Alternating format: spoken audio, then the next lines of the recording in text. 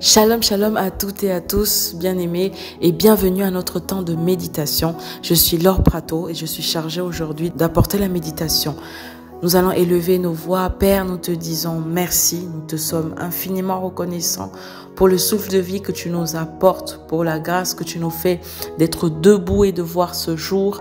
Nous te sommes infiniment reconnaissants parce que nous savons, Seigneur, que ton amour, ta bienveillance, Seigneur, surabonde nos vies et nous sommes là, encore une fois, aujourd'hui, Seigneur, prêt à manifester tes œuvres, prêt encore une fois à déployer, Seigneur, ton amour, déployer tes bontés, tes grâces, celles-là que tu as manifestées en nous. Nous voulons également le manifester, le déployer tout au long de cette journée. Nous te sommes infiniment reconnaissants parce que tu nous fais grâce, Seigneur, d'être debout, d'être en bonne santé. Merci, Seigneur, pour toutes ces merveilleuses choses que tu as enfuies au-dedans de nous à travers ton esprit. Nous te bénissons pour cette merveilleuse journée au nom de Jésus. Amen. Shalom, shalom bien-aimés et encore une fois, bienvenue à ces temps de méditation matinale. Alors le passage par lequel nous allons commencer se trouve dans Hébreux chapitre 13 verset 16. La parole de Dieu déclare: offrons donc par lui sans cesse à Dieu un sacrifice de louange, c'est-à-dire le fruit des lèvres qui confessent son nom. Et n'oubliez pas de faire le bien et de vous entraider, car c'est à de tels sacrifices que Dieu prend plaisir. Alléluia.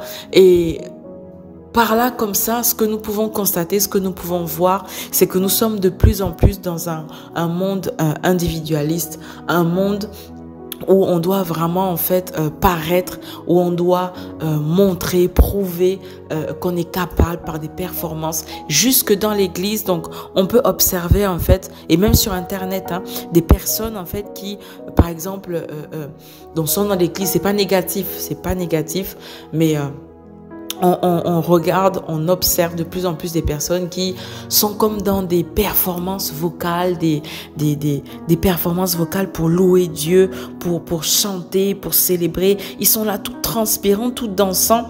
Et en fait, on peut voir par exemple des personnes qui, pour être acceptées, j'allais dire, ou pour être connus, se mettre du coup à faire certaines choses, à chanter d'une manière où on se dit waouh, mais celle-là elle envoie du lourd, ou elle par exemple vocalement waouh. Et on voit toutes ces personnes-là en fait qui mettent plusieurs choses en œuvre, des stratégies, vraiment pour être connu, pour être vu, surtout que là, on est plutôt à l'ère du numérique. Donc, il y a tellement de choses, en fait, mises en place pour être reconnu, pour être adoubé, comme on dit, pour être accepté, en fait, du monde, des hommes, pour être accepté d'un maximum de personnes. Et ça, c'est ce qu'on peut constater en fait, que ce soit à travers les réseaux sociaux, dans la vie de tous les jours. On voit des personnes qui sont prêtes à tout pour se faire accepter. Et même dans l'église, on observe des personnes qui, dans la louange, dans l'adoration, sont prêts à paraître, sont prêts à faire des choses, à faire plus qu'il n'en faut pour être vus, pour être acceptés, pour être approuvés. Mais, bien aimé, ce qu'il faut comprendre en fait, c'est que surtout, il n'y a rien de mal à louer Dieu. Ça, il faut déjà le comprendre. Il n'y a rien de mal à louer Dieu en dansant, en criant, en chantant, puisque la parole, du coup, elle-même, en fait, le dit. La parole de Dieu dit dans Psaume chapitre 149, « Louez l'Éternel, chantez à l'Éternel un cantique nouveau, chantez ses louanges dans l'assemblée des fidèles, qu'Israël se réjouisse en celui qui l'a créé, que les fils de Sion, soient dans l'allégresse à cause de leur roi, qu'ils louent son nom avec des danses, qu'ils le célèbrent avec le tambourin et la harpe. » Ça veut dire qu'en fait, c'est normal de louer Dieu, de célébrer Dieu, puisque la parole elle-même nous recommande de le faire.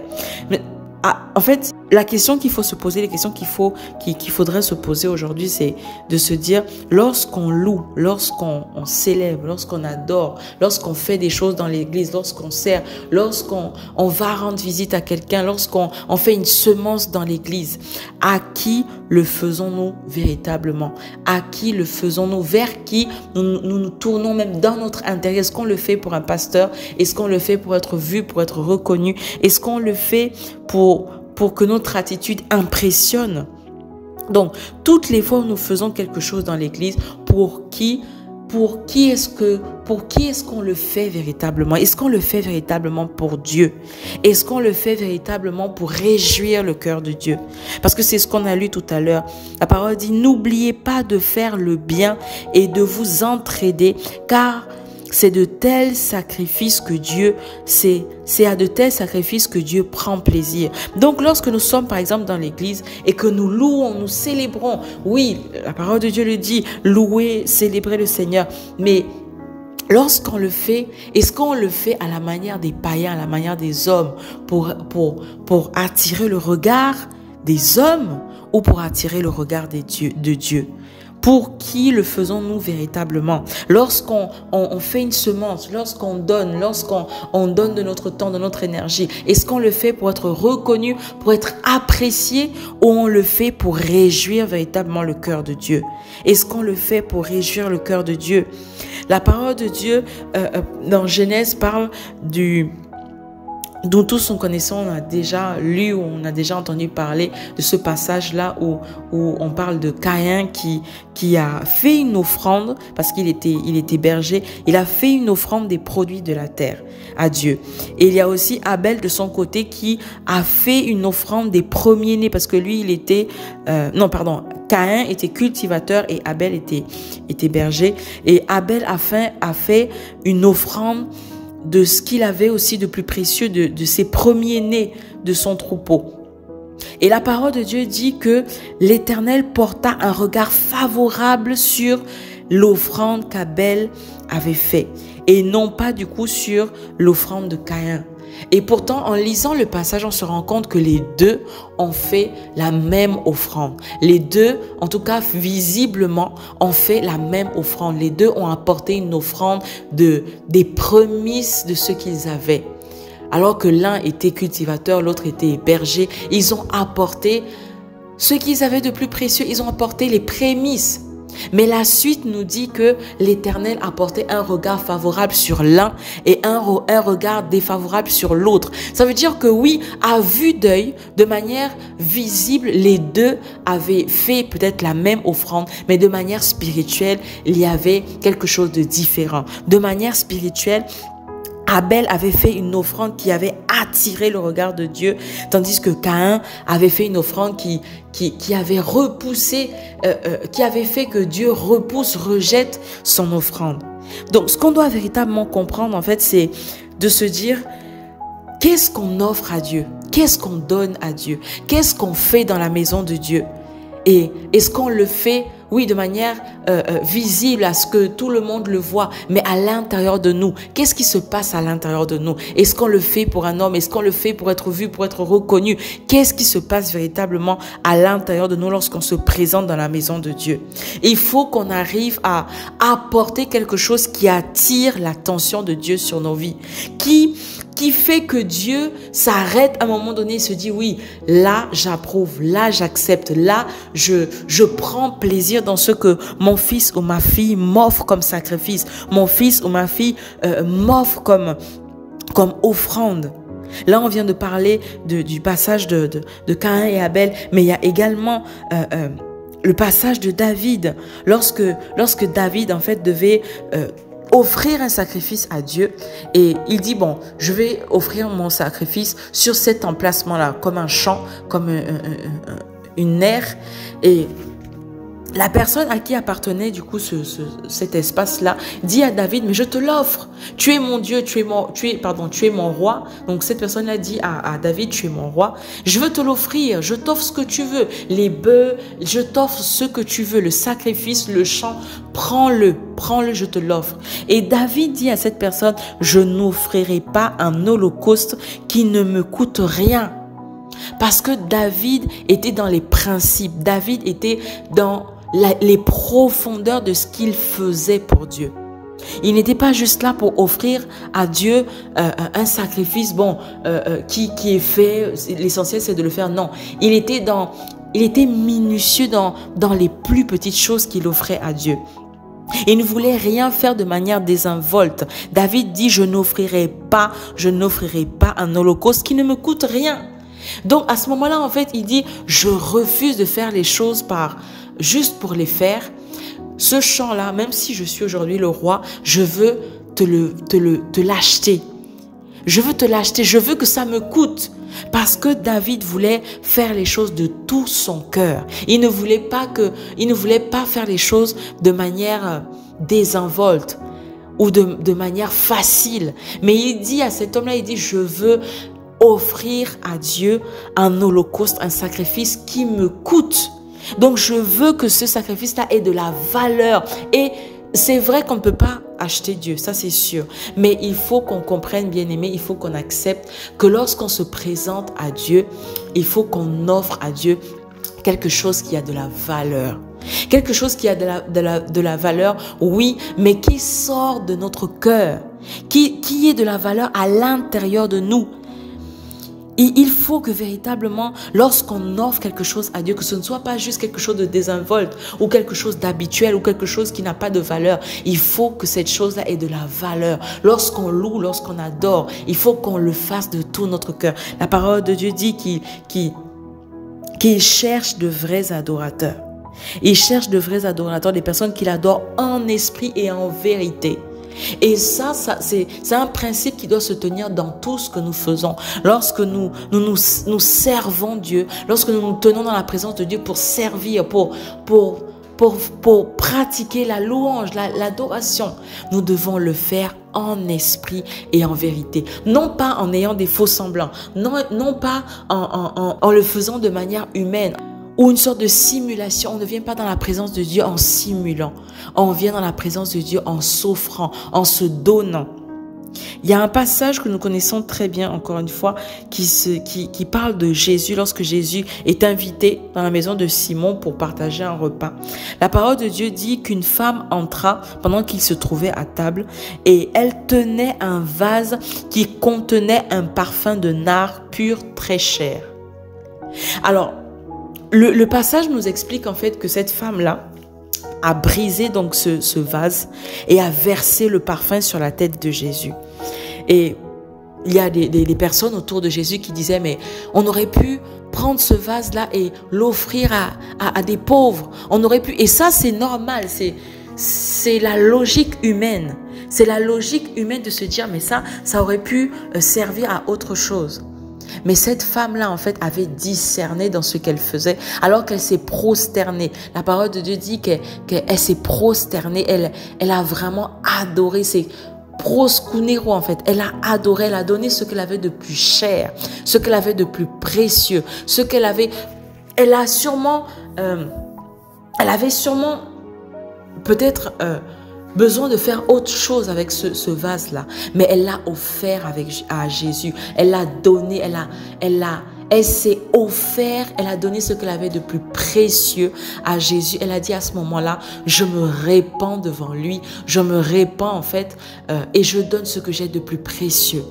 À ce moment-là, elle a reconnu Jésus comme même la personne au-dessus de tous ses biens. Et elle s'est donnée.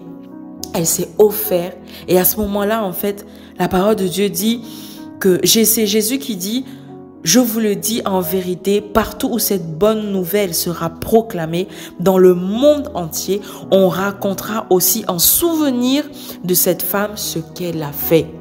Ça veut dire que à partir du moment où cette femme-là a décidé de donner ce qu'elle avait de plus précieux, à partir du moment où elle a décidé d'offrir de tout son cœur ce qu'elle avait, la parole de Dieu dit, c'est Jésus qui dit qu'à ce moment-là, dans le monde entier, là où sera proclamée la bonne nouvelle, on se souviendra d'elle. En fait, en quelque sorte, elle a attiré le regard de Dieu sur sa vie. Elle a attiré le regard de Dieu, elle a attiré les faveurs de Dieu sur sa vie. Et plus jamais elle ne pourra être la même. Plus jamais, bien-aimé, lorsque tu te présenteras dans la maison de Dieu et que tu feras du bien à ton frère, mais de tout ton cœur, pas pour attirer les regards d'un homme, pas pour attirer les regards du pasteur. Lorsque tu le feras de tout ton cœur, lorsque tu le feras de tout ton être, à ce moment-là, tu attireras les regards de Dieu sur ta vie. Tu attireras les regards de Dieu sur ta vie. C'est à ce moment-là que tu seras favorable à Dieu. Parce que lorsque tu auras posé un acte, tu l'auras posé de tout ton cœur. Lorsque tu auras lorsque tu auras loué le Seigneur en le célébrant, en le louant du fruit de tes lèvres, tu l'auras fait tellement de tout ton cœur qu'il tournera ses regards vers toi. Parce que tu l'auras fait de tout ton cœur, ça veut dire que non en ayant un faux semblant, en le faisant de manière fausse. Tu l'auras fait de tout ton cœur et tu auras attiré vers toi les regards de Dieu. Tu auras attiré vers toi les faveurs de Dieu. Donc c'est vraiment ce que nous devons comprendre. Loin de toute manière charnelle de faire les choses. Parce que Dieu est esprit. Et il faut que ceux qui l'adorent, il faut que ceux qui le louent, il faut que ceux qui le servent, l'adorent, le louent en esprit et en vérité. Il faut que ceux qui s'adonnent à Dieu, il faut que ceux qui décident d'appartenir à Dieu appartiennent en esprit et en vérité. Parce que Dieu est esprit. Si tu viens et que tu fais les choses de manière charnelle, que tu le fasses dans la chair, que tu le fasses pour être vu, pour être reconnu, pour être approuvé des hommes. Parce que tu le fais dans la chair, tu ne peux pas impressionner Dieu. Parce que Dieu est esprit. Zachée, lorsqu'il avait entendu parler de Jésus qui était dans les parages, il n'a pas regardé à son rang social. Il n'a pas regardé à sa tenue. Il n'a pas regardé à sa notoriété. Mais il a abandonné tout ce qui était éphémère. Il a abandonné tout ce qui était humain.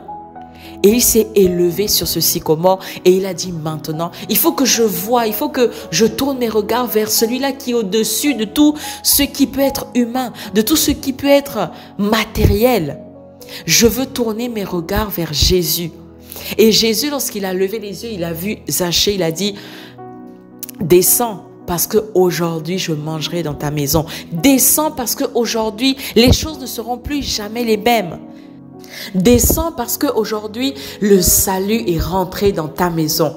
Bien-aimé, je veux juste te dire que lorsque nous oublions tout ce qui est humain, nous oublions nous-mêmes. Lorsque nous renonçons à nous-mêmes, nous renonçons à nos propres intérêts. Et que nous portons nos regards vers Dieu de tout notre cœur. Lorsque nous portons nos regards vers notre frère, vers notre sœur.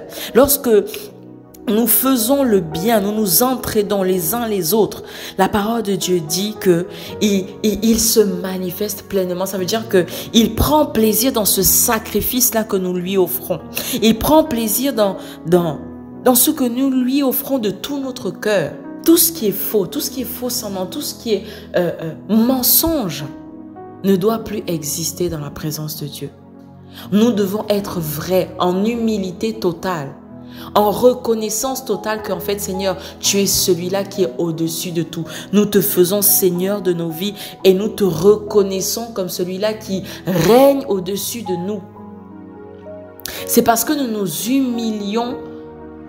humilions totalement dans sa présence. C'est parce que nous reconnaissons qu'il est celui-là qui est au-dessus de tout qu'à ce moment-là, nous attirons les regards de Dieu sur notre vie. Dieu n'attend pas que nous faisons les choses de manière humaine. Dieu n'attend pas que nous faisons les choses de manière charnelle, que nous faisons les choses de manière intellectuelle. Il veut que nous le fassions avec notre cœur. Lorsque nous comprenons toutes ces choses, lorsque nous comprenons que véritablement Dieu attend notre cœur, il veut que nous fassions les choses de tout notre cœur. On va gagner du temps, bien-aimés. Nous allons gagner du temps.